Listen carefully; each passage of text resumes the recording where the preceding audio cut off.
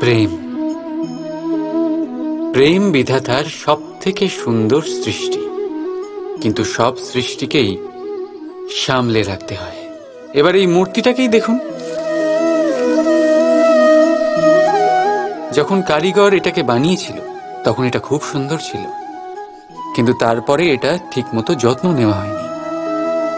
এর স্রষ্টা এর দেখাশোনার কর্তব্য ঠিক করে পালনই করেনি। আর এখন এই মূর্তি অসুন্দর লাগতে শুরু করেছে। ঠিক এইভাবেই শুধু মুখে বললেই প্রেম প্রেম হয়ে যায় না। সেটার জন্য আপনাকে আপনার কর্তব্য পালন করতে হবে। স্বদেশের রক্ষা, পরিবার পরিজনদের সুরক্ষা, সন্তানের সংস্কার, জীবন সাথীর দায়িত্ব, এই কর্তব্য যতক্ষণ না পালন করছো প্রেমের থেকে দূরে সরে যায়। তাই যদি প্রেমের অমৃত পেতে চাও সঠিকভাবে কর্তব্য পালন করতে হবে, আর মন থেকে বলতে হবে রাধা রাধা। আমার চারিপাশে এই গাছপালা, এই লতা পাতা, এই পুষ্প দেখছেন আপনারা? সত্যি সুন্দর না? কারণ এইগুলি আপনারা স্বচক্ষে দেখেছেন। ঠিক এইভাবেই যখন প্রেমের কথা ওঠে লোকে কারোর একটা মুখ স্মরণ করে নেয়, সেই নেত্র, সেই হাসি, চেরা ভুরু, ঘন কেশ। কিন্তু সত্যি এটাই কি প্রেমের অস্তিত্ব? না, এইগুলো সেই শরীরের অস্তিত্ব যা আমাদের চোখ দেখেছে আর আমরা মন থেকে মেনেও নিয়েছি। কিন্তু প্রেম ভিন্ন। প্রেম সেই বায়ুর মতন যা আমরা স্বচক্ষে কেউ দেখতে পাই না, কিন্তু সেটাই আমাদের জীবন দেয়। সংসার কোন স্ত্রীকে কুৎসিত বলতেই পারে, কারণ তারা তাকে দেহ চক্ষু দিয়ে দেখেছে।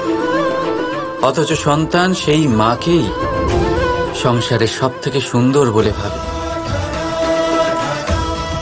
কারণ সে মনের চক্ষু দিয়ে দেখে। দেহ চক্ষু দিয়ে কোনো কিছু দেখলে তা তুমি এমনিও চিনতে পারবে না, ঠিক যেমন রাধা আমাকে চিনতে পারে। তাই যদি প্রেমকে সঠিক বুঝতে চাও তাহলে মনের চোখ খোলো আর প্রেমের সাথে বলো রাধা রাধা।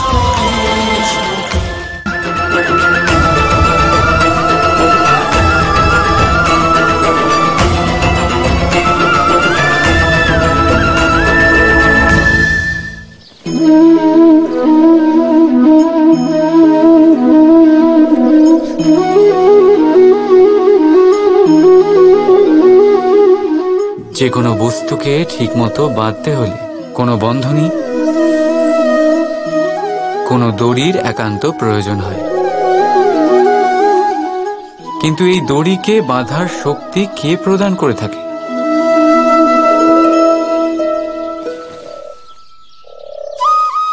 সেই সুতো, যা জুড়ে জুড়ে এই দড়ি তৈরি হয়েছে।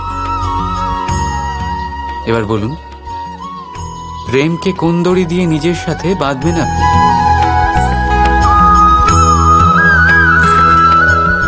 প্রেমকে গাঁথা হয় বিশ্বাস দিয়ে, আর বিশ্বাসের এই দড়ি তৈরি হয় সত্যের সুতোবন্ধন দিয়ে।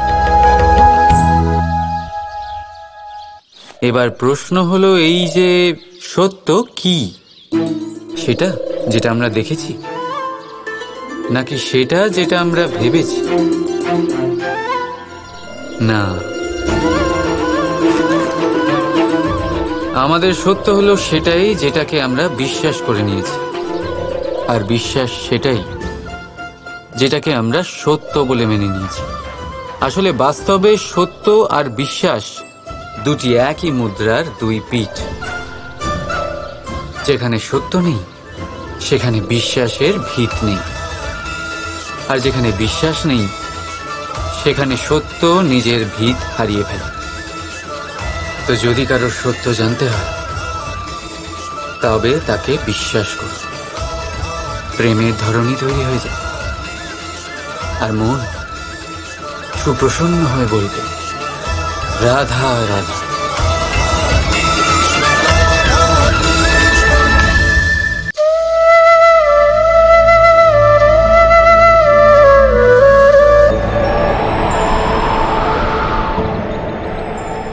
যখনই প্রেমের কথা আসে, সবার প্রথমে আমরা মনের মধ্যে একজন নায়ক আর নায়িকার ছবি এঁকি। কি আপনাদের সাথেও ঠিক তাই হয় না? কিন্তু প্রেম কি কেবল নায়ক নায়িকার আকর্ষণের বন্ধন? না, প্রেম তো পরিবারের সাথে হতে পারে, মা বাবা ভাই বোনের সাথেও হতে পারে, বন্ধু বান্ধবদের সাথে হতে পারে, দেশ ও জন্মভূমির জন্য হতে পারে, মানবতার সাথে হতে পারে, কোনো শিল্পের সাথে হতে পারে, এই প্রকৃতির সাথেও হতে পারে। কিন্তু প্রেম কখনো সেই পাতায় লেখাই হতে পারে না যেখানে আগের থেকেই অনেক কিছু লেখা আছে। যেমন ভরা কলসিতে আর জল ভরা সম্ভবই না। যদি প্রেমকে পেতে হয় তাহলে মনকে খালি করতে হবে। নিজের ইচ্ছে, নিজের সুখ সব প্রেমকে সমর্পণ করতে হবে। নিজের মন থেকে লাভ ক্ষতি সরিয়ে দাও, তবেই প্রেম পাবে। আর মন প্রসন্ন হয়ে বলবে, রাধা রাধা। প্রেম সংসারের সব থেকে পবিত্র বন্ধন, কিন্তু সত্যি বলতে কি, এটা বন্ধনের থেকে মুক্তি, স্বতন্ত্রতা।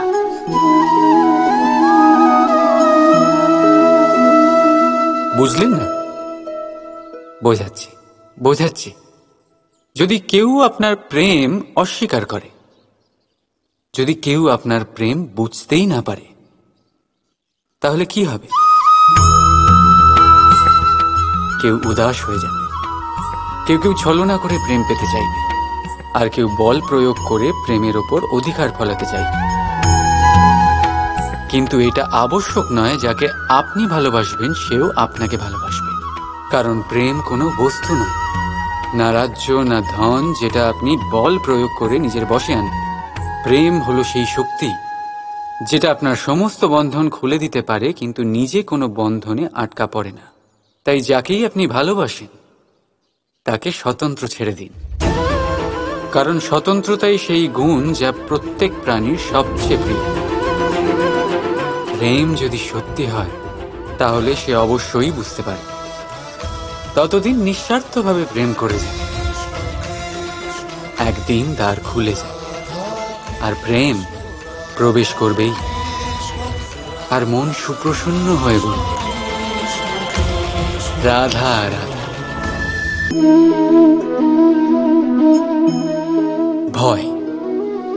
ভয় সবাই পায়। সেটা পশুও হতে পারে, পাখিও হতে পারে, আবার মানুষও। বাস্তবে মানুষ এই ভয়কে সাথে নিয়েই জন্মগ্রহণ করে। তাহলে এই ভয় কিসে? আর ভয় যদি এতটাই খারাপ হতো তাহলে তা নিয়ে আমরা কি জন্মগ্রহণ করতাম? বাস্তবে ভয় আমাদের এগিয়ে যাওয়ার জন্য প্রেরণা দেয়। এবার দেখুন না, প্রাণ যাওয়ার ভয় আপনাকে নিজেকে সুরক্ষিত রাখার প্রয়াস করায়।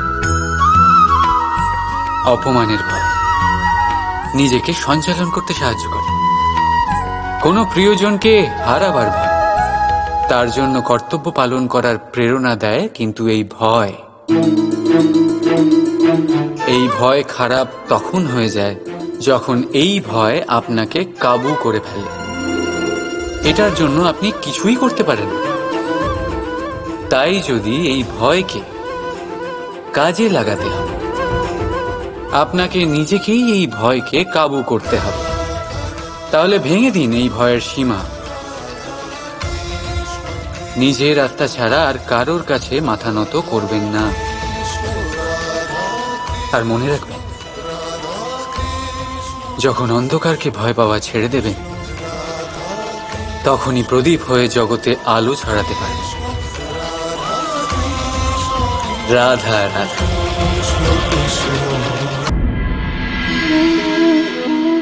মানুষের স্বভাব হলো অর্জন করা, সংগ্রহ করা।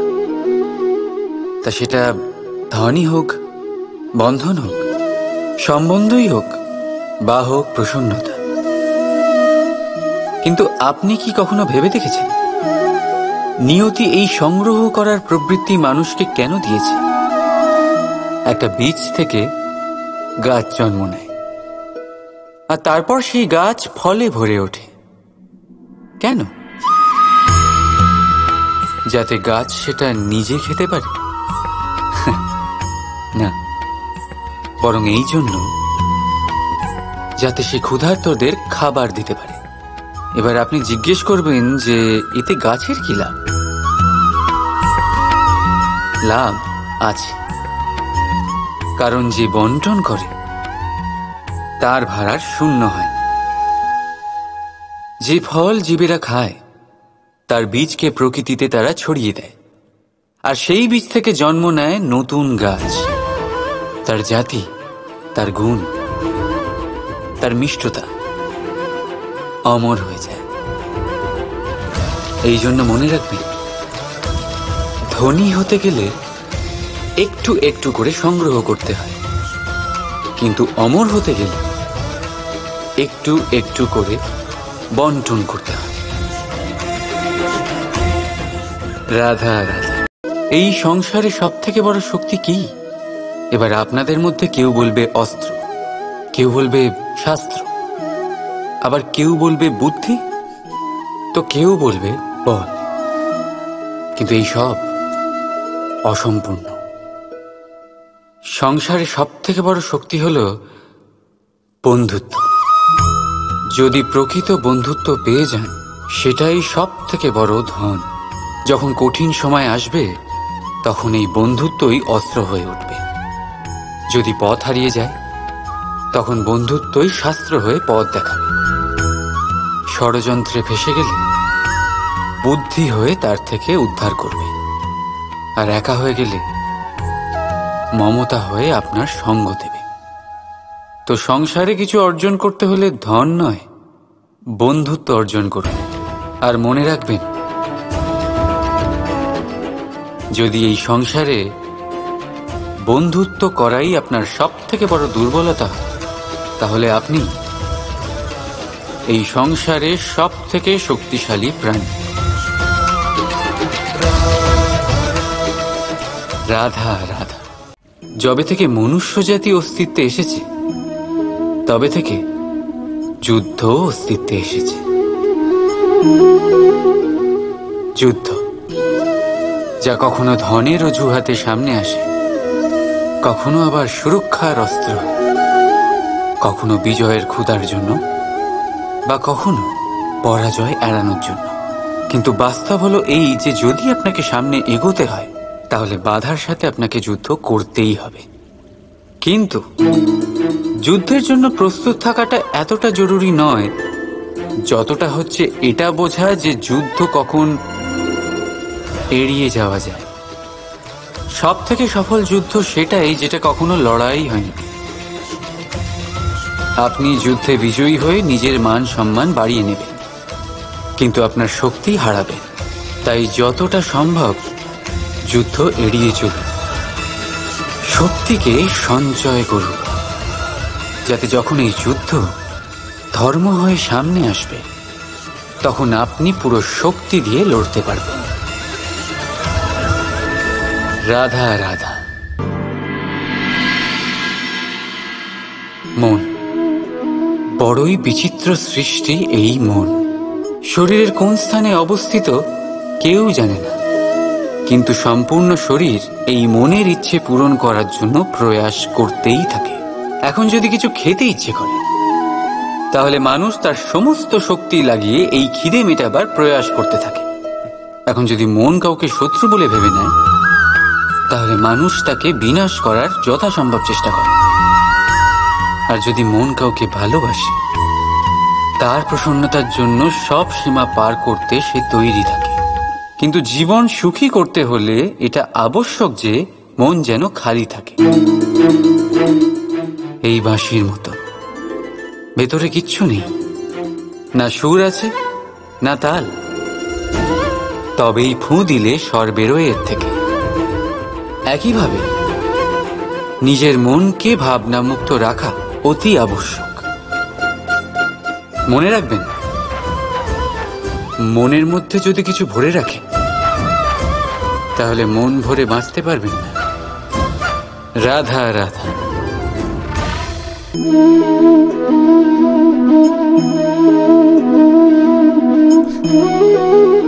কি সুন্দর প্রতিবিম্ব দেখছেন। এর কারণটা কি? আমার রূপ সুন্দর নাকি এই জল স্বচ্ছ? না, এই জল একদম স্থির, শান্ত।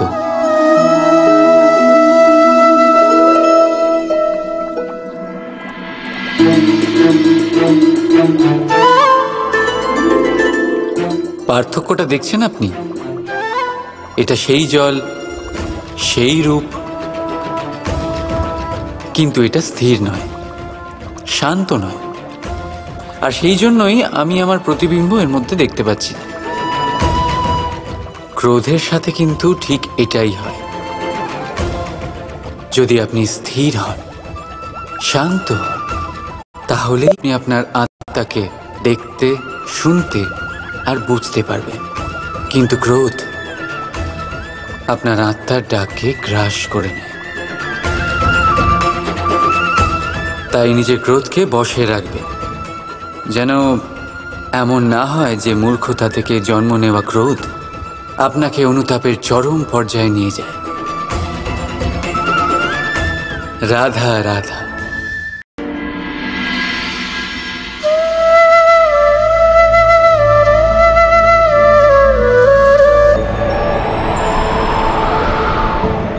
একজন পিতার জন্য তার সন্তান তার গর্ব, তার অহংকার।